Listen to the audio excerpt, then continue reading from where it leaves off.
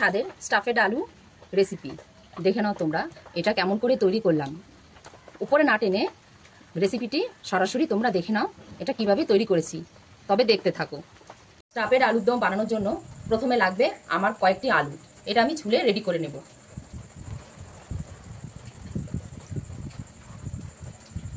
আমি এই যে কাট করে নিলাম। তারপর এখানে চাকুর সাহায্যে আলুর ভেতরের অংশগুলো বার করব। প্রত্যেকটি আলু আমি এরকম করে ভেতরের অংশ বার করে নিয়েছি। দমের জন্য এই আলুগুলোকে আমি জলে সেদ্ধ করে নেব।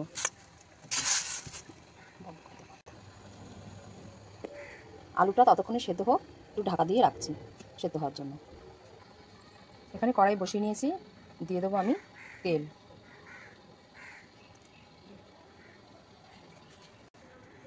স্টাফেড আলুর পুর করার জন্য আমি মশলাটা বানিয়ে নেব। প্রথমে দিলাম দুটো শুকনো লঙ্কা, তারপর দিলাম একটু জিরে।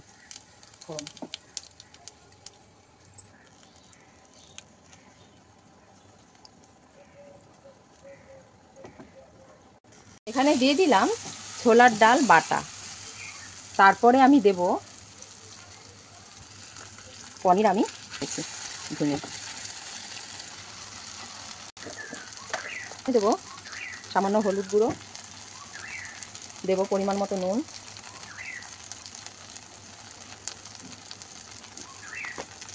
আর দেব চিনি।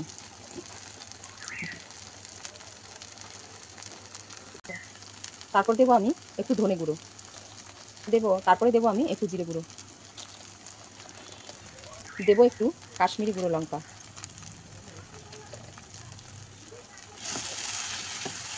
নেড়ে চেড়ে আমি পুরটা তৈরি করে নেব।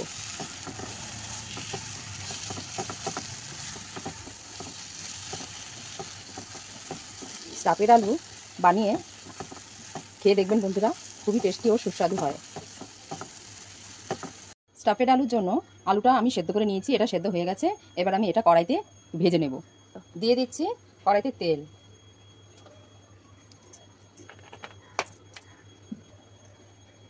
তেলের মধ্যে দিয়ে দেবো একটু হলুদ গুঁড়ো, আর দেবো একটু নুন। তারপরে আমি এই আলুগুলো দিয়ে দেবো।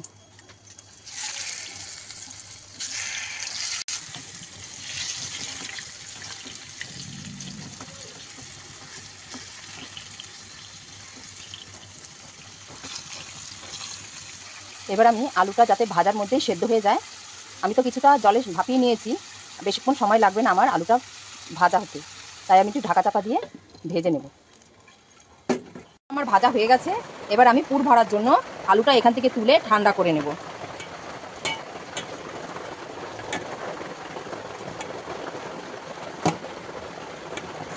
এবার আলুর মধ্যে আমি এই পুরগুলো ভরে নেব।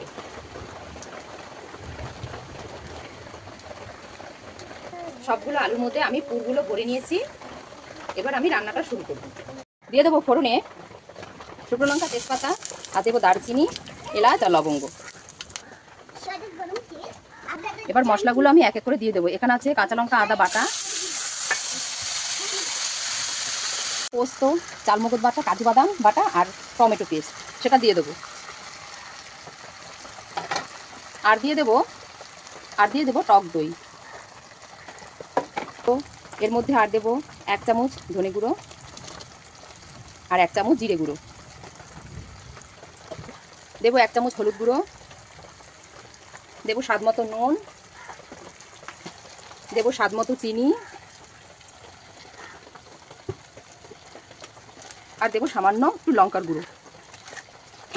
ব্যাস, এবার আমি মশলাটা একটু কষবো।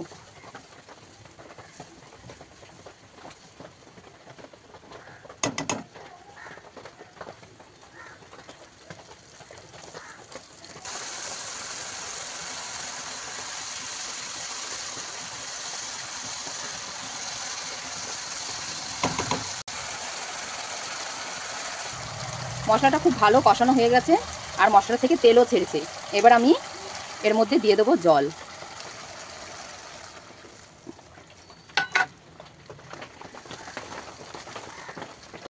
ঝোলটা আমার ফুটে উঠেছে। এবার আমি এই পুর ভরা আলুগুলো দিয়ে দেবো।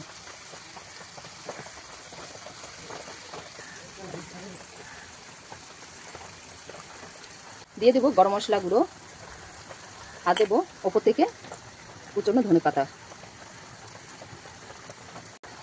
রেডি স্টাফেড আলুর দম।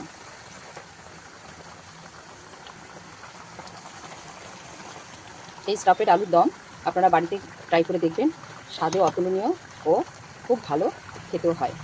পুরো অনুষ্ঠান বাড়ির মতন খেতে হবে। আমার রান্না যদি ভালো লেগে থাকে তবে আমার পাশে থেকো বন্ধুরা, লাইক, কমেন্ট, শেয়ার আর সাবস্ক্রাইব করে পাশে থাকবে। নতুন বন্ধুরা যারা আছো তারা আমার পাশে অবশ্যই থেকো, লাইক, কমেন্ট আর শেয়ার করো। কিছু জানার হলে কমেন্টে অবশ্যই করবে, আমি রিপ্লাই দেওয়ার চেষ্টা করব। দেখো বন্ধুরা, আমার স্টাফেড আলু দম হয়ে গেছে। তোমরা এবার এর ফাইনাল লুকটা দেখে নাও কীরকম হয়েছে। দেখতে দুর্দান্ত হয়েছে আর খেতেও সুস্বাদু হয়েছে। একবার করে বাড়িতে খেয়ে দেখবে, খুবই ভালো লাগবে, পুরো অনুষ্ঠান বাড়ির মতো।